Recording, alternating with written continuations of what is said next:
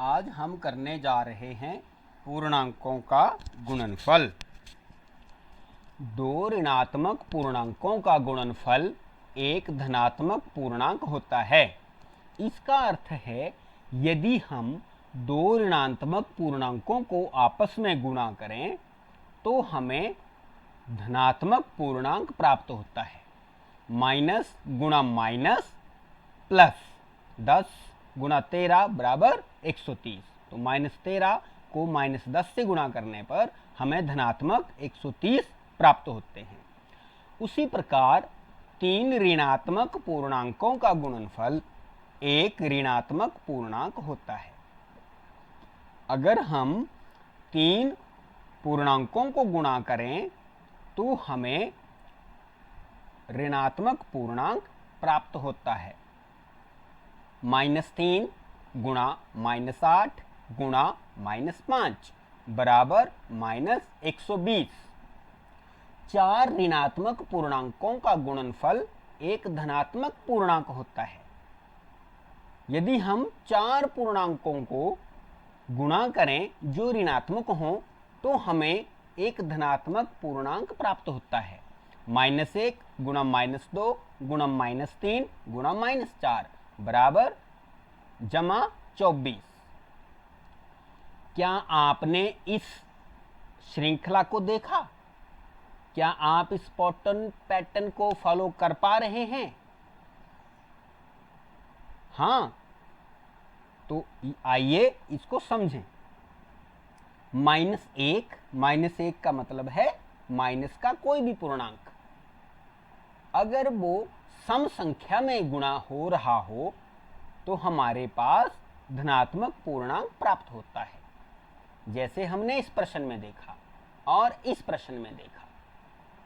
इसमें पूर्णांकों के गुणनफल की संख्या, पूर्णांकों की संख्या सम संख्या है जिनको हम गुणा कर रहे हैं, तो हमें एक धनात्मक पूर्णांक प्राप्त होता है। यदि ऋणात्मक पूर्णांकों की संख्या गुणा करते समय एक सम संख्या हो तो हमें एक धनात्मक पूर्णांक ही प्राप्त होगा।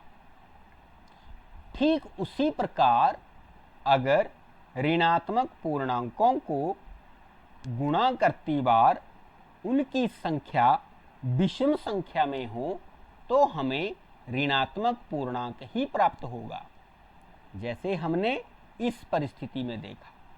यहाँ हमारे पास तीन ऋणात्मक पूर्णांक हैं, तो हमारे पास उत्तर -120 ऋणात्मक पूर्णांक ही प्राप्त हुआ।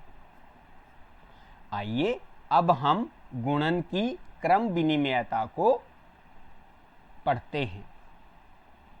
a गुणा b बराबर b गुणा a। इसका अर्थ है कि यदि दो पूर्णांकों को गुणा करती बार उनके क्रम में अदला बदली की जाए तो हमें वही परिणाम प्राप्त होता है। आइए देखें। -9 गुणा 12 बराबर 12 गुणा -9। दोनों ही स्थितियों में हमें -108 प्राप्त होता है, तो इन दोनों ही स्थितियों का परिणाम एक समान रहता है। शून्य से गुणन। अगर किसी पूर्णांक को शून्य से गुणा किया जाए या शून्य को किसी पूर्णांक से गुणा किया जाए तो हमें दोनों ही स्थितियों में शून्य प्राप्त होता है।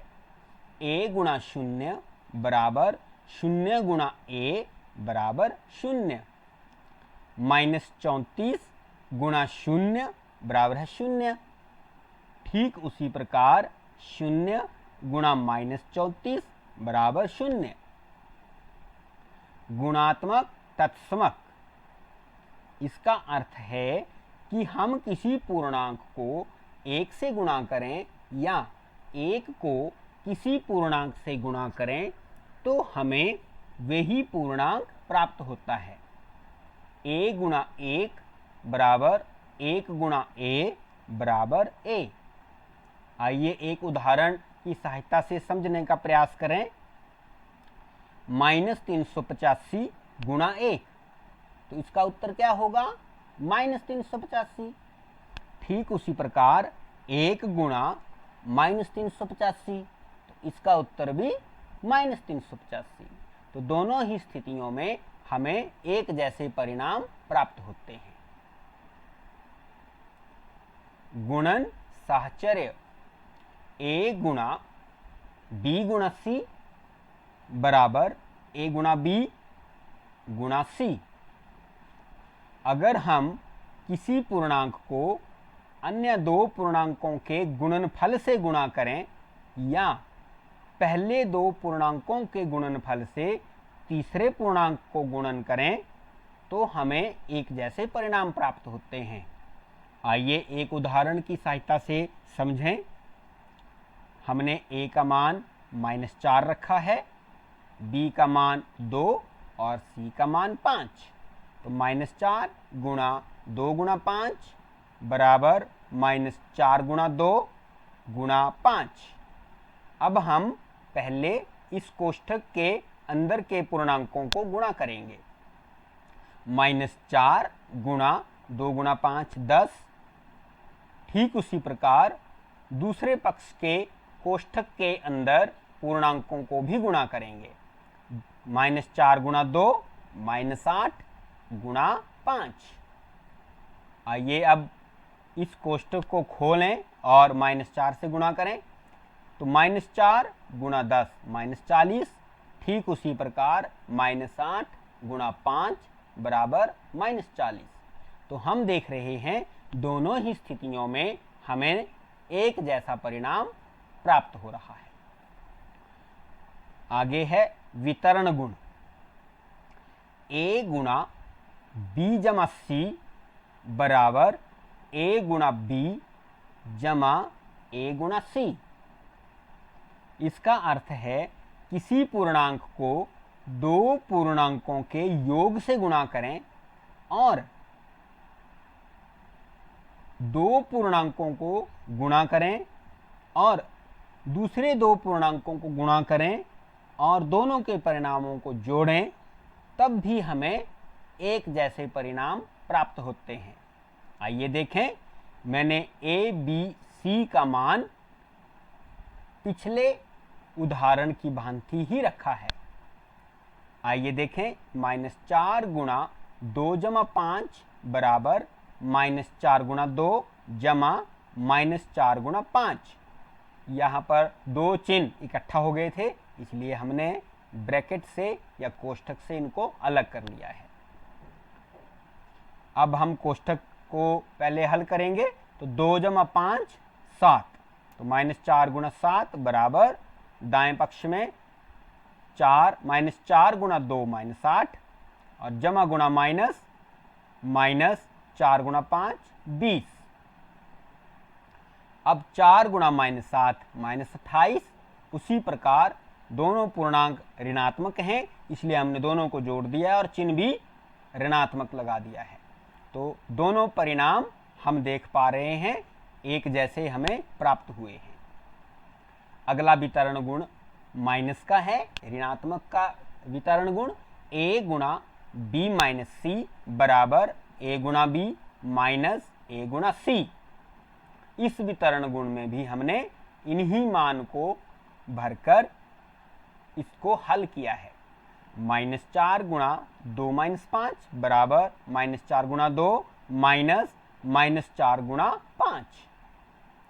-4 गुणा 2 - 5 -3 बराबर -4 गुणा 2 -8 माइनस और गुणा माइनस जमा 4 गुणा 5 20। -4 गुणा -3। तो हम देख पा रहे हैं दो ऋणात्मक पूर्णांक हैं और सम संख्या में इनकी संख्या है, तो इनका हमें उत्तर धनात्मक प्राप्त होगा। तो हमें 12 उत्तर प्राप्त हुआ है, जैसे हमने इस स्थिति में अभी अभी देखा था।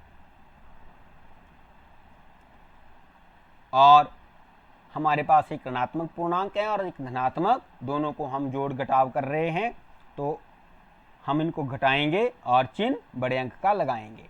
तो -8 जमा 20 बराबर धनात्मक के 12।